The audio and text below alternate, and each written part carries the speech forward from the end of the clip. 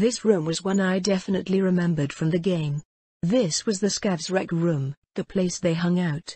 It also had crates of weapons and other supplies, so they were ready for us here. The lights from ping gave us numbers and locations, so I didn't have to call it out. 6 guys. Going to frag again. Rebecca, you too. I called as I found a position to post up before running into the room. Rebecca and I both stood next to one of the metal security blinds, and once she was ready with June and Malcolm both holding the entrance, I hacked the blinds and forced them open. We both tossed. I made sure to toss my grenade in a different direction from Rebecca towards a different group of people. Our synergy wasn't great. I hadn't thought to have us call out which group to target. Despite my skill, this was a new experience for me, just like it was for most of Section 9. We would have to do some team training soon. The side thoughts were blown away with the explosions of 2 grenades, and the screams of agony from dying gonks. June and Malcolm both charged. Malcolm, the first noticed as I turned to follow, was hugging directly behind June, using him as cover and rapid firing into groups that June wasn't focused on. Good work. Rebecca and I came around a second later, and her smile was already stretching across her face as she let loose. The axe roared and she caught 2 in a spray of bullets that weren't fast enough to hide behind some crates in the middle of the room they were using as cover. It wouldn't work against me either. I leapt straight up, my head nearly touching the ceiling as I raised my copperhead and just fired into them from above. More Scavs were killed, and I think our assault finally started breaking any hope the Scavs had of winning. They started running, not many of them got far. Not with everyone shooting into their fleeing backs. Rebecca had climbed up on top of a crate and was laughing hysterically as she went full auto down the tunnel the Scavs were trying to flee down. I just chased after them while firing, the copperhead tight to my shoulder as I raced forward, firing at the fleeing gonks. One dropped. I took a second to lower the barrel and confirm the kill by blowing out the back of his head, then moved on. I could hear Rebecca struggling down from the crate behind me as June continued to beat a poor Scav into a pulp. Even without looking, I knew he was already dead. June, focus up. But that was all the attention I was willing to give. I turned the corner down the hall, and some of the Scavs had been smart enough to turn to try and shoot me. I duked and my copperhead jerked in my grip as the silent rounds started tearing out of the barrel. I felt a round wing me, and then another got me in the chest, but I was wearing armor. They weren't. A second later the hallway was clear. None of them had escaped. Motoko. June, calms you, gonk. I yelled at him over the call and he slowed to a stop and seemed to regain some of his humanity as he saw me perfectly fine and glaring at him. Oh wait, I was wearing the tech gogs with my helmet. He couldn't see me glaring. Right. You okay? I'm fine. Check. Any injuries? Nope, I'm fine. Didn't get touched. Malcolm and Rebecca both confirmed, and then I looked at my gonk brother. Do I need to pull you out? It's just some scratches, he denied. Yeah, the bullet hole in his arm was not a scratch. But I noticed the old Kangtao armor had actually caught a few rounds for him, even if he had done everything he could to show off his plastic abs. I rolled my eyes and tossed him a roll of bandages. Cover those. I'm fine. He tried to argue and I just cut him off. Do it or leave. He grumbled, and after a minute did as he was told. Everyone gather back up. Let's finish clearing this place. We aren't done. Awesome. Rebecca cheered out as she ran down the hall. I quirked an eyebrow. She now had a Saratoga strapped to her back. What? Nothing, I said, chuckling quietly as I focused up. We weren't done. Dash. Ichnos. The stairs had not been easy to maneuver down, but he had done it. The Minotaur was staring into the doors of the elevator, just waiting for someone to be stupid enough to come up. Anything up there, Hiromi? Nope, still clear, she said, and he relaxed a little. Controlling the Minotaur was an interesting experience.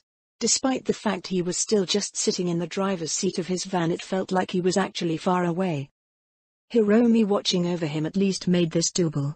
He didn't want to imagine what it would be like to get killed because he was focused on the Minotaur, but then again, what kind of idiot would lose complete track of his surroundings without someone watching over them in a dangerous area? The elevator shifted. He could hear it through the Minotaur's pickups. Someone is using the elevator. He called out both in the channel between Hiromi and him, and to Motoko's squad. God, thinking about it in terms like that still caught him off guard. This whole thing. This wasn't some group of gong kids fucking around. This was a corp-level op. They were badasses. Not one of us. If anyone is in there, take them out. Motoko answered back coolly, not a hint of the strain of being in combat in her voice. Once again Ichi just had to shake his head. Motoko Kusanagi was an enigma. She had come back so different from the coma, and that had only grown with the time since. It was almost hard to remember what she used to be like. But it was her almost clinical detachment when dealing with violence that still made him nervous. Motoko the gonk that didn't like alcohol, and would happily get into arguments about the best character in a movie with Malcolm, would in a second transform into a killer. He had never understood the idea of a cold-blooded killer before. Every murder he had ever seen had been passionate acting out, or just gang stuff which was usually full of shouting and yelling. Although he knew Jotaro had been the same, but seeing that look on Motoko's face as she talked about murdering her enemies always made Ichi not nervous. He wasn't afraid of her, but he was wary of her. He watched the elevator doors open, and 5 scavs stepped out. These were the leaders. The netrunner among them told Ichi that the fact they were escaping was rather telling as well. He felt his HMGs activate, the targeting software easily pinging all 5. Fuck. The netrunner managed to scream as the group realized what it was that was standing in the shadows in front of them. Then Ichi fired. Yeah. This was the fun part. They tried. One scav must have some training. He raised a metal. The clunky Tektronica revolver fired twice before he had so many holes in him that the pistol fell from his grip. 5 scavs took the elevator. They're dead. He called out and he could hear Hiromi cheer. He could imagine her pumping her fist at that. Confirmed. Motoko offered back, once more calm and controlled despite the fact he could vaguely hear gunfire still coming from down below. He settled in again. Motoko had this under control.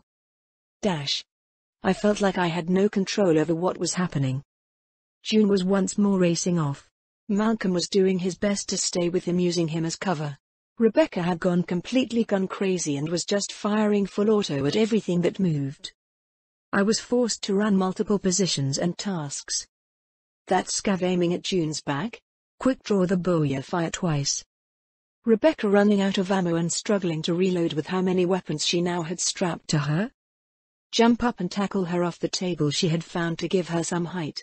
Cover her with my body so the return fire from the scavs hit me and not her. Land, and fire through the cover at the fucker that just shot me. Reload booyah, ensure Rebecca was okay visually. Rise. Fire into fucking dirty scavs until they die. Sorry. I heard quietly as I looked back and saw Rebecca. The fury was quenched and I was cool once more. It's fine. We work as a team to watch out for each other. We all have things to learn. Then because I was just holding my booyah I reached out a hand for her. She had landed on her ass after everything. We aren't done yet. She looked up at me, and smiled evilly. Right. And then I was hauling her back to her feet, and we went to town. This last section of the scav base was a fucking maze. Broken walls. Scaffolding. Large machines to hide around. There weren't that many scavs down here, but they were all hiding in nooks and crannies to ambush us. Thankfully ping still worked, and between June and I we hunted them all down, pulling them out and murdering them mercilessly. Especially after we checked the side rooms and found all the killing rooms. Or rather the scavs' BD rooms. The horrific locals were something I expected, but it made June go real quiet and I could see him tighten his hands over and over. The view had Rebecca lose it too. Malcolm though was probably inured to seeing scav holes. He just kept trying to kill them. But finally we cleared the entire underground. Each corner was checked, and we went through the whole complex, including in rooms that I remember from the game had been dead doors. Many of the side paths were full of gear or equipment, or just corpse storage. But it was done. Looks like we are clear down here. Hiromi, Malcolm, let's move on to the most important part. Looting. I got a laugh from Malcolm at my words, but Rebecca mostly gave me a funny look when I said the most important part. Obviously Maine didn't know how to make the real eddies. There was a lot of gear down here. Itchy and I switched places. Although I didn't have the Minotaur, I was just on Overwatch upstairs, keeping an eye on things in case any random scavs returned. To my amusement, June had been roped in by Hiromi, and she was ordering him around as he lifted heavy stuff, while Malcolm and Itchy started going through rooms gathering up interesting pieces. Rebecca had also wanted to help, but her stature had gotten in the way and so she had finally given up and was heading up to the surface. I was on the second floor of the broken-down building looking over the power plant slot when she finally came up and then headed up to where I was hiding out. "You're up here, right?" she asked as she came up, and I reached up over my head, revealing my hiding place between some boxes, cutting me entirely off from sight. What are you doing?" she asked as she walked over and climbed up onto the boxes to look down on me. "Overwatch." "Yeah, I get that, but why are you hiding?" "Because if I see anyone coming in and they don't see me, that gives me a tactical advantage." Right, she answered, and then to my surprise she shimmied over the box and landed in my little hidey hole and rested against the box. That was pretty crazy. One of the biggest raids we've done for sure. Not the biggest, but one of them. Definitely the first one with our new equipment.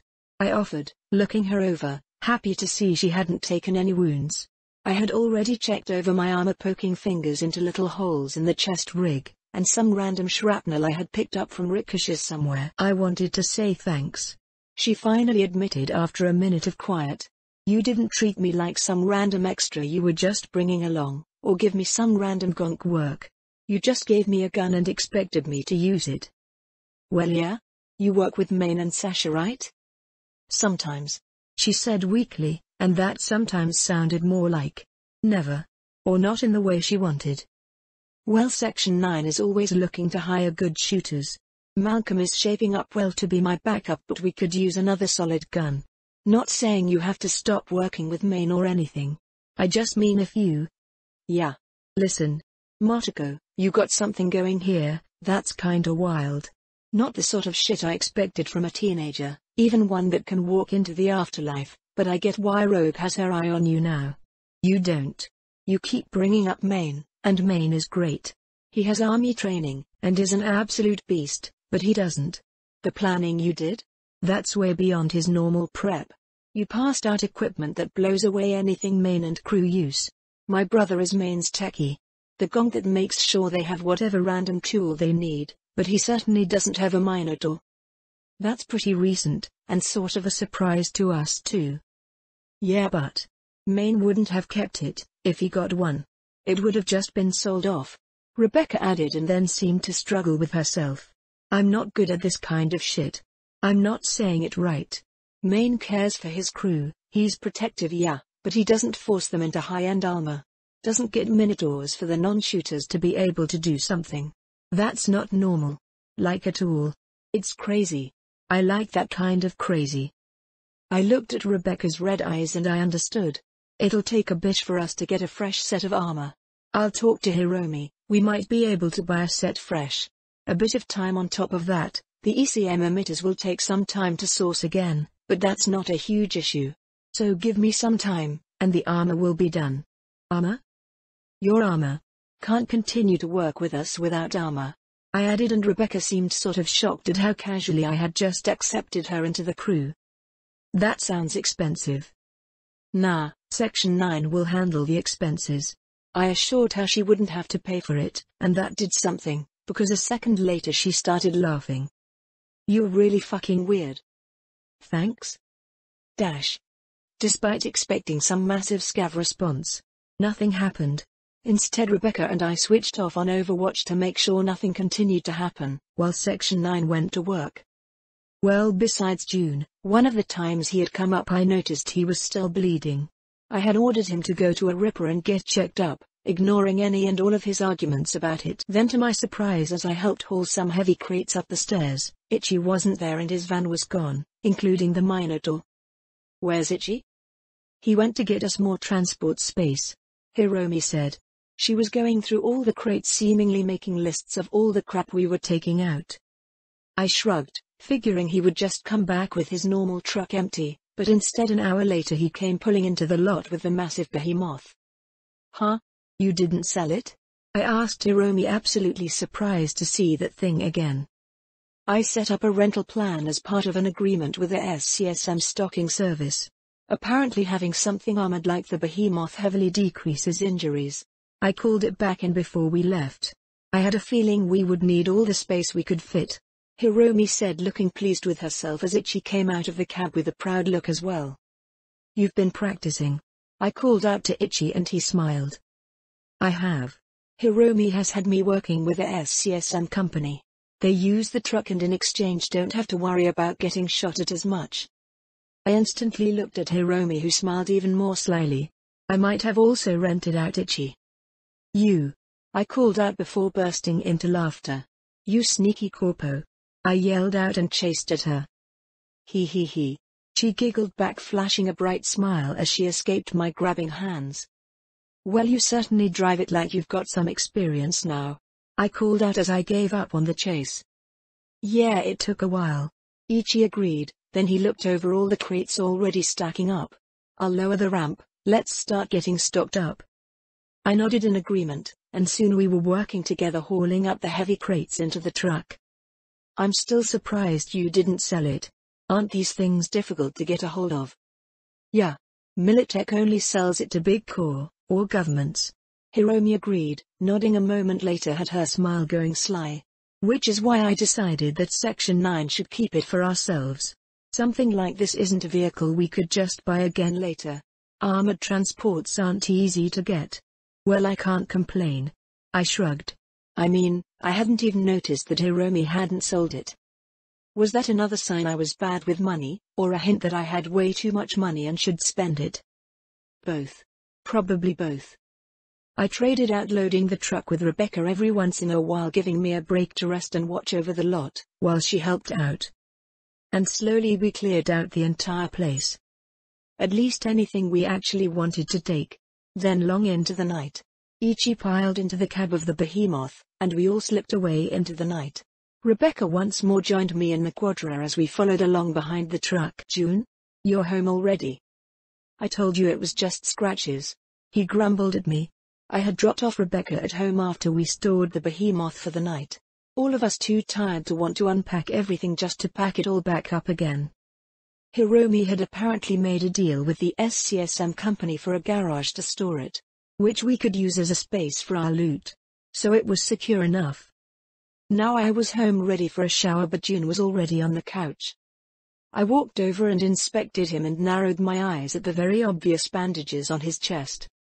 Yes, I'm sure scratches bleed even after being checked over by a ripper, I said snidely, noticing red on the white bandages. It's fine, he grumbled, looking me over. You? Nothing went through. Armor worked like it was supposed to, I assured him. Although I had gotten a few scratches, a max doc had cleared that up. Satisfied my brother had actually gotten his medical attention, I wandered into the bathroom to take a shower. This whole situation had gone really well. Even if the fact Sasha had survived was setting in. What was going to change from that one act? Maine's crew had made an enemy of Biotechnica. I had no idea how much, or if they would be able to let everything cool off, but Kiwi and Lucy might never be hired by Maine now. This was going to be an interesting situation. Also, the most important thing. We were only a few months away from a very important point. The start of Edge Runners. I would need to figure out what to do about what's-his-face. The original owner of David Sandeviston. The fact was, I wanted it. That wasn't some run-of-the-mill street Sandy that I could pick up. That thing was absolutely top of the line. And I wasn't David. I wasn't going to lose my mind to chrome and overuse and turn the biggest advantage into a weakness. But until then. I looked down at my body as the water flowed over me. Muscles and chrome, but I was flawless. No scars, or markings. Vic and my sleep healing had taken care of me. I looked at my alerts. Plenty of killing had been done. Plenty of XP. 500 XP gained. 500 XP gained. 500 XP gained. 500 XP gained. On it went. 14 kills directly to me. That wasn't a lot, and yet it was all at the same time. 7,000 XP. I hadn't gotten any direct level ups, Assault was unfortunately already maxed, but I did get a quick hack alert. So that was one more step closer to a level. But as I looked away from the alerts and back to my body, I think it's time to get some more chrome. I've been doing a lot of prep chrome. My titanium bones were great, but I wanted something with a bit more flash. The idea stuck with me, as I finished the shower. Undecided. I could probably get some Gorilla Arms mods for my Condor. They were already a bit full though. The EMP and armor took up a lot of room. I walked out of the bathroom clothed and drying my hair, and then decided since I couldn't figure it out on my own I was gonna ask the Chrome Head. Hey June? Motoko? I'm trying to figure out what Chrome I should get next. Any suggestions? Extra heart? I do want one, but I'm thinking more flash. All of my Chrome feels like just... Oh, I see. Get a Sandy. It'll make you killer, he said without missing a beat. I kinda have one lined up, but it'll be a few months before I can get it. I answered honestly. Admitting it aloud made it more real. I was going to take David's Sandy from him. He would never chip it in. In exchange I would make sure Gloria survived. I'm sure he would trade the Chrome for his mother alive and well. If you have to wait so long, just chip in a Sandy now, get used to it, and upgrade later. You have the eddies. He said it like it was that simple. I don't want to chip in some Scotch Sandy June. The one I have my eye on is like super top of the line. I just have to wait a bit. Dummy, he said, and to my surprise reached out and tapped me on top of my head. Speedwear is useful shit. The only reason I don't have one is because I stopped chipping in new Chrome for a while to get used to everything. But you're fine. Go chip in a Sandy, get used to it, for when you chip in something real Nova. But I stopped. How do I explain the idea of how I understood adaptation, and humanity lost by cyberware without explaining it's all a game? Motoko? You handle Chrome better than anyone I've ever seen, he said, his eyes locked on me. You've been a little skittish about it. I get that. But you've got nothing to be afraid of. Besides, Hiromi already sent me a quote on what we made today. You can get plenty of good Chrome with just your cut of today's profits. Hell, it's more than I make normally by a long shot, he said, almost laughing. Who'd have thought little Hiromi would someday be bossing me around on a gig? I blinked at the almost wistful tone before June looked to me and smiled. Spend the eddies. Get an upgrade. At least it'll increase your chances of surviving until you get your hands on the Sandy you really want. Upgrades are normal, they won't hurt. I blinked and realized that I really should be upgrading my Chrome. I had a lot of eddies just sitting in my account, and a lot of Chrome that could use an upgrade. My Cyberdeck was a midline at best, for instance. An upgrade to my Cyberdeck would do a lot in making me even scarier. But I also wanted to spend more money on tech stuff. No, I realized. I had eddies. I had a ton of eddies. That was just an excuse. I was letting my fear control me. I was afraid of Chrome in a way.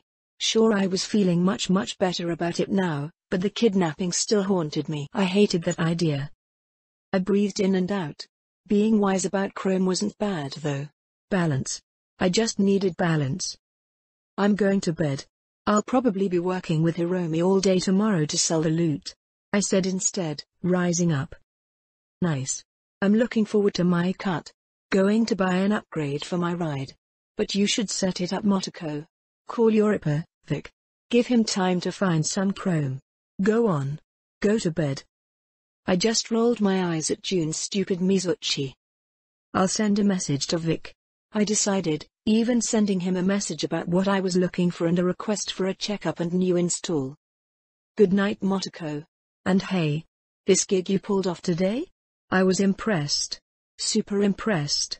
You didn't even need me, you could have done it without me. It was a relief. I scoffed even as I felt my cheeks heat up. Section 9 is amazing. Of course we don't need a gonk like you. Even if you were a big help and it was cool how you worked with us, when you weren't charging ahead and getting shot at. Maybe Section 9 will offer more gigs to you in the future. If you get some armor.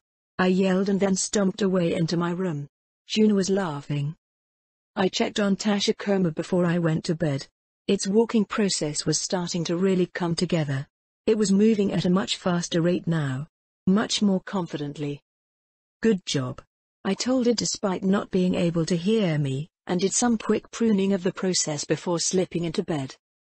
The next day was a barrage of running around.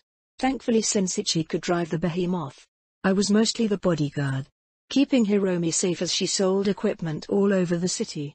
The eddies flowed in as we dropped off piece after piece.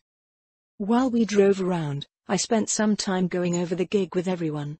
With the BD recorder I could even review things I had seen. Talking to Malcolm about when he tripped. Telling him to remind me sometime for some practice with walking through a dark space with a rifle in hands.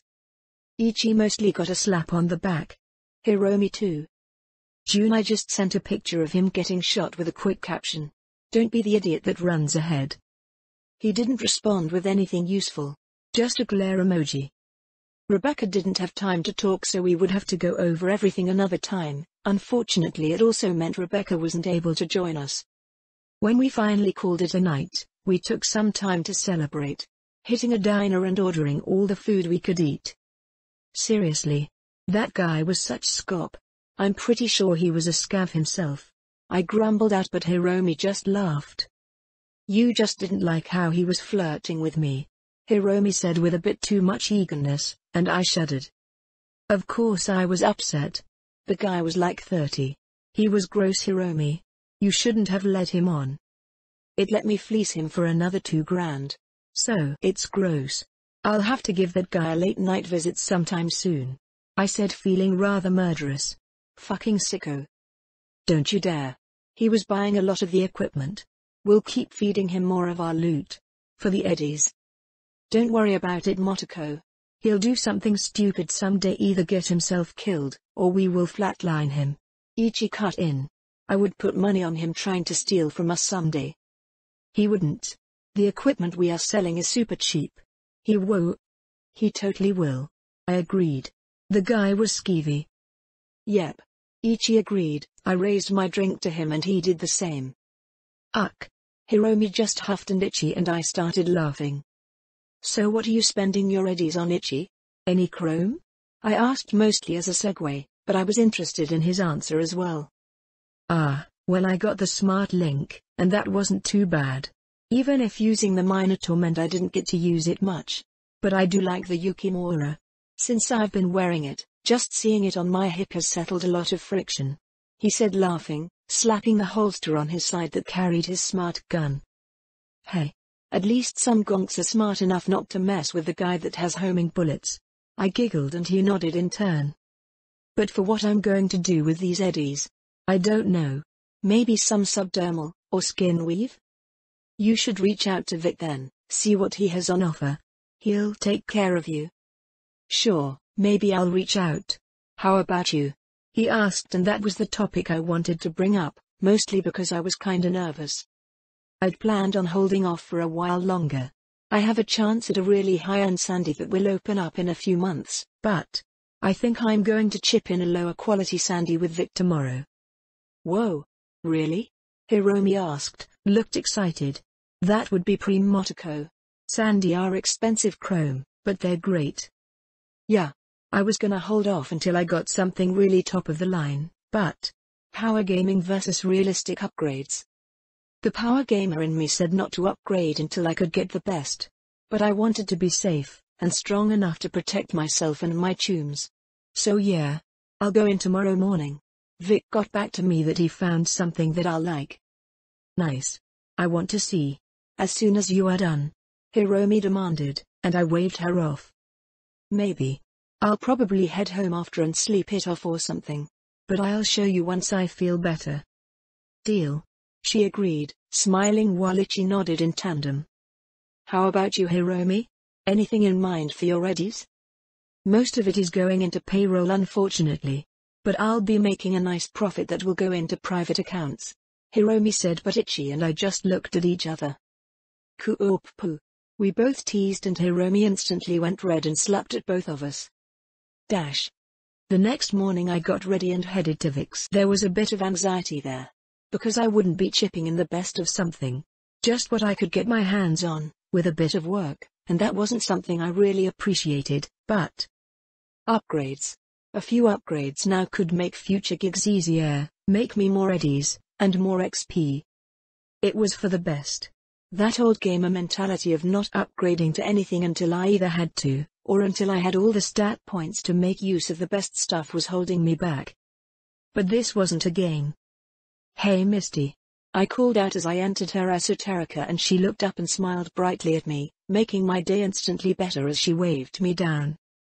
"Motoko, I saw you actually scheduled an appointment looking for more chrome today. That's unusual. Something happen?" she asked kindly, waving me over as she was sitting behind her little reception. "Not exactly. I just had the idea the other night and wanted to warn Vic."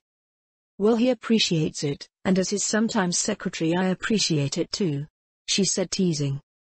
"Hey, he's got you taking calls for him now too?" I asked, teasing back, and she shrugged. "Sort of. Just as an emergency thing.